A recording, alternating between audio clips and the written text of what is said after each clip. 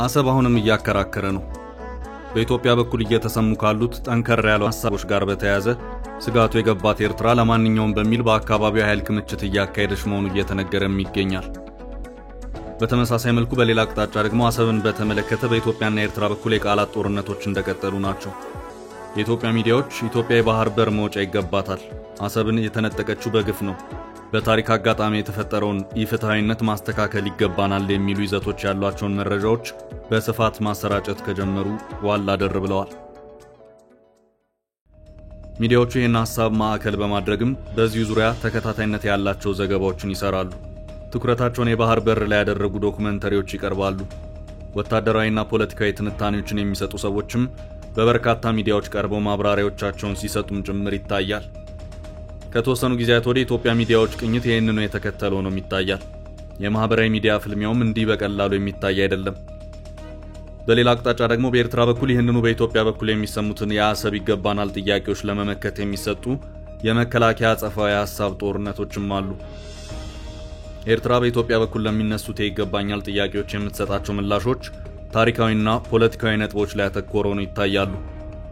ታሪካዊ ሲባል ታሪክን እያጣቀሱ ለመሆኑ በታሪክ ኢትዮጵያ መቼ የባህር በር ባለቤት ሆና ነው በአሁኑ ሰዓት የባህር በሬን አስመልሳለሁ የምትለው የሚለው ነው ይታያል። በዚህ ዙሪያም ኤርትራውያኑ ታሪክን ወደ ኋላ ሄደው እየመዘዙ ነገሩን ወደ ሺህ ዓመታት የአክሱም ስርወ መንግስት ድረስ በመውሰድ የታሪክ መዛግብትን በዋቢነት ሲያጣቅሱም ይታያል። ነገሩን ወደ ቅርብ የመቶ ዓመታት ጊዜ በመውሰድም የኤርትራን በጣሊያን መፈጠር እንደዚሁም የዳግማዊ አፄ ምኒልክንና የጣሊያንን የድንበር አወሳሰን ውልንም ማጣቅሰው ምኒልክ ከጣሊያን ጋር በመሆን የኢትዮጵያን ድንበር ሲያካልሉ ከባህር በር 60 ኪሎ ሜትር ወደ ውስጥ በመግባት በዚያ ትይዩ እንዲሰመር በመስማማታቸው የቅኝ ግዛት ውል መከበር አለበት በማለት ሲከራከሩ ይሰማል። ይህንኑ የመከራከሪያ ሐሳብ የኤርትራ ኢንፎርሜሽን ሚኒስትር የማነ ገብረ መስቀል በቅርቡ በኤክስ ገጻቸው አጋርተውትም ታይተዋል።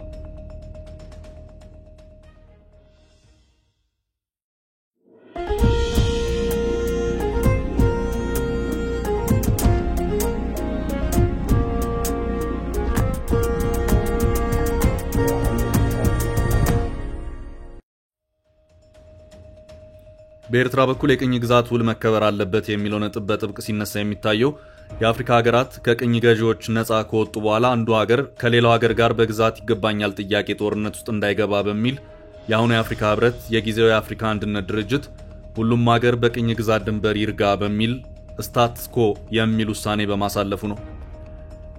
ኤርትራ ይህንኑ በቅኝ ግዛት የአፍሪካ ህብረትን ባላችሁበት በቅኝ ግዛት ድንበርና ግዛት አርጉ የሚለውን ውሳኔ አጥብቃ በመያዝ ሁልጊዜም መዘዝ እያደረገች እንደ አንድ ወሳኝ የፖለቲካ መከራከሪያ ሐሳብ ስታደርገው ይታያል።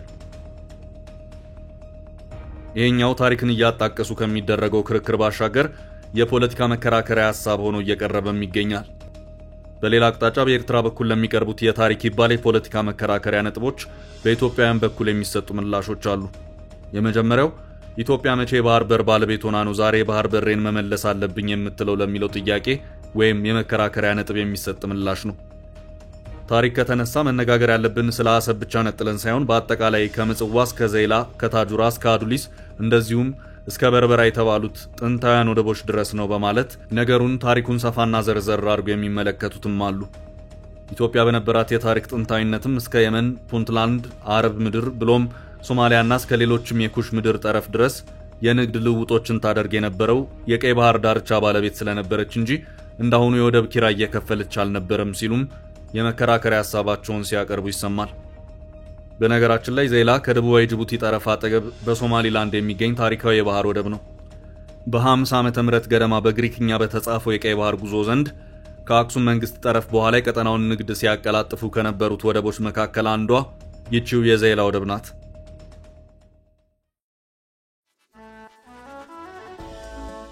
የኢትዮጵያ ስልጣኔ መነሻ እንደሆነ የሚነገርላቸው ዳአማትና የአክሱም ስርወ መንግስታት ስልጣኔዎቻቸው የባህር በርን ተከትለው የተመሰረቱ ነበሩ። የአክሱም ዘመነ መንግስት በመሃል ሀገር በተነሳው ህዝባዊ እንቅስቃሴ መውደቁ ኢትዮጵያ ጠንካራ ማዕከላዊ መንግስት እንዳይኖራት አድርጓል።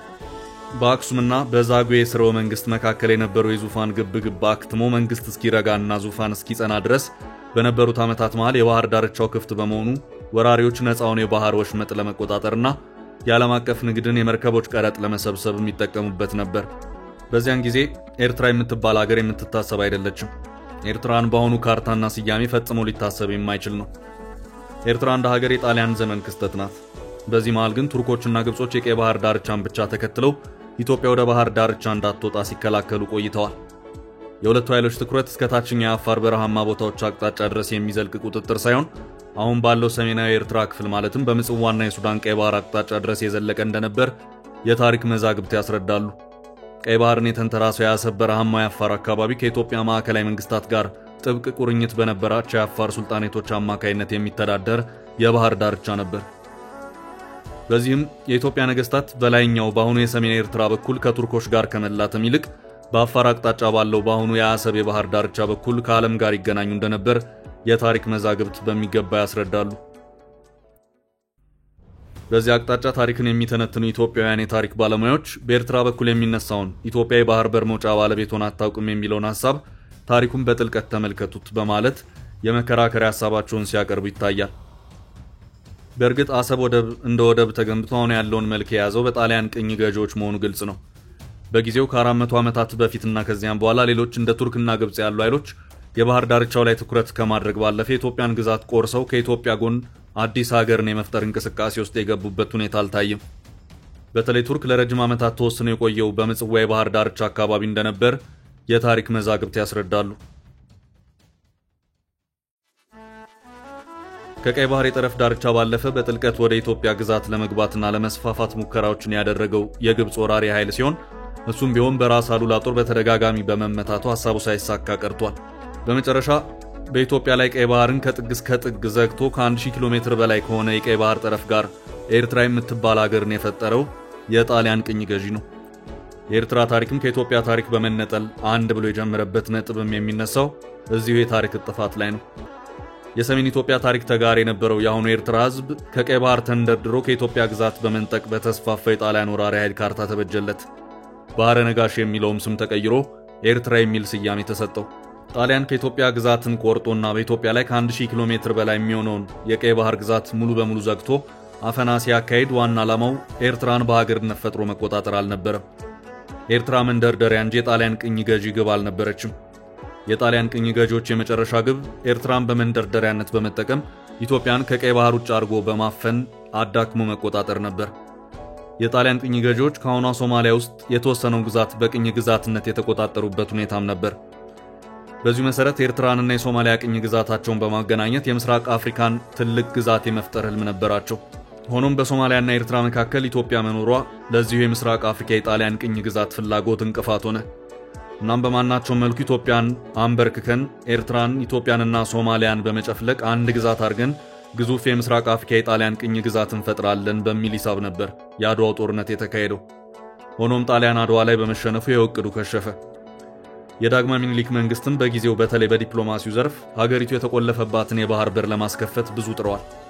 ነገር ግን የሚኒሊክ የጤንነት ሁኔታ አስቸጋሪ ሁኔታ ውስጥ መግባት፣ ይህንንም ተከትሎ በዙፋን ባላንጣዎች መካከል የውስጥ ግብግብ መነሳቱ የፖለቲካው ትኩረት አቅጣጫ ከውጭ ይልቅ የውስጡ ላይ ማተኮር ግድ አለው። ጣሊያን ይህንኑ አጋጣሚ በመጠቀምም ነበር ከቀን ወደ ቀንና ከጊዜ ወደ ጊዜም ኤርትራ የሚለውን ሀገር ያጸናችው። በዚህ ሂደት ውስጥ ሁሉንም ነገር አልፎ ጣሊያን በአፄ ኃይለ ሥላሴ ዘመነ መንግስት ከአድዋ ሽንፈቱ ከ40 ዓመታት በኋላ በድጋሚ ወረራን በመፈጸም ንጉሱን አባሮ ኢትዮጵያን መቆጣጠር የቻለበት ሁኔታ ተፈጥሯል። በዚህም ወቅት በመረብ ወንዝ ድንበር የተለዩትን ኢትዮጵያና ኤርትራን አንድ ላይ ያደረገበት ሁኔታም ተፈጥሯል። ሆኖም በኢትዮጵያ አርበኞች ለ5 ዓመታት ያህል የደረሰበት ምት በጊዜው ዓለምን ካናወጠው የሁለተኛ ዓለም ጦርነት ዓለም አቀፍ ፖለቲካ ጋር ተዳምሮ ጣሊያን ኢትዮጵያንም ኤርትራንም ለቆ መውጣት ግድ ብሎታል። ከዚያ በኋላ ብዙ አከራካሪ ጥያቄ ያስነሳው የኤርትራ ዕጣ ፈንታ ምን መሆን አለበት የሚለው ጉዳይ ነበር። በጊዜው የተለያዩ አማራጮች ቀርበዋል። ከቀረቡት ሐሳቦች መካከልም ኤርትራ በራሷ ሀገር መሆን አትችልም፣ ይህም በመሆኑ ብቻዋን ሀገር ሁኚ ብለን ከምንተዋት ከኢትዮጵያ ጋር ትቀላቀል የሚለው ሐሳብ አንደኛው ነበር። ሌላኛው አማራጭ ብቻዋን ሀገር ሆና ትቀጥል የሚል ሲሆን፣ ሌላኛው አማራጭ ደግሞ ከፊል ግዛቷ ወደ ሱዳን፣ ከፊሉ ደግሞ ወደ ኢትዮጵያ ይሁን የሚል ነበር። እነዚህና ሌሎች የተለያዩ አማራጮች የቀረቡበት ሁኔታ እንደነበር የጊዜው የታሪክ መዛግብት ያስረዳሉ። በመጨረሻ ግን የኤርትራ ህዝብ ፍላጎት በህዝብ ውሳኔ ይለይ በሚለው ሐሳብ መሰረት አብዛኛው የኤርትራ ህዝብ ከኢትዮጵያ ጋር መሆን እንፈልጋለሁ በማለቱ ኤርትራ ከኢትዮጵያ ጋር በፌዴሬሽን የተዋሃደችበት ሁኔታ ተፈጥሯል። በጊዜውም ኢትዮጵያ ከኤርትራ ጋር ሁለቱንም ወደቦችና ከ1000 ኪሎ ሜትር በላይ ርዝመት ያለውን ቀይ ባህር ተረክባለች። ኤርትራ በዘመነ ኢህአዴግ ሀገር እስከሆነችበት ዕለት ድረስ በታሪኳ ሀገር የሆነችበት አንድም የታሪክ አጋጣሚ የለም። የኤርትራ ታሪክ በአንድም ይሁን በሌላ መልኩ ከኢትዮጵያ ጋር የተቆራኘና የተሳሰረ ነው። ልዩነቱ የተፈጠረው ከጣሊያን ቅኝ ገዥነት ዘመን ጀምሮ ነው። የታሪክ እውነታ የሚያስቀምጠው ይህንን ነው።